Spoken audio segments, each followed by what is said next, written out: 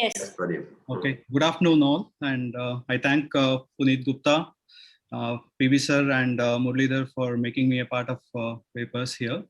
Mine is not a very innovative thing, but many a times we come across the blood-stained vitreous stuck to the anti-hyaloid phase, and we find it difficult, though not in all the cases we come across. So I thought, let me make our own concepts dealing with this AHF little more clearer from our basic concepts, like when do we remove, when we don't remove, and how do we remove, and what are the extent. So I thought in this small video, and most of the vitrectomy we see, like the video which is shown here, majority of our vitrectomies we complete it even without even thinking that there was an anti-hyaloid phase which was troubling us. And many a times we leave it in the periphery with little more blood in the stuck to the posterior capsule also.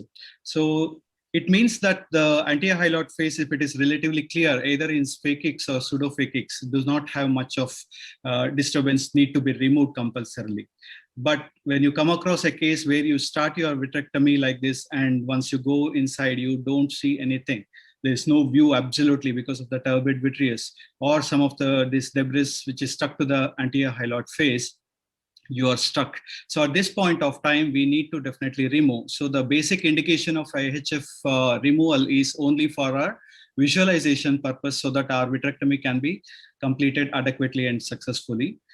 So how do we go about it? So I prefer to have it with a direct illumination from the microscope, not to use with any of biome lenses. So one port, the light pipe goes just beyond, the light pipe should be as in the periphery, just beyond the cannula inner tip. The other ports goes with the cutter. You go with the contour of the posterior capsule, start pinching it. You get a dimple there, and you pull it downwards posteriorly, and you start nibbling it with a cutter.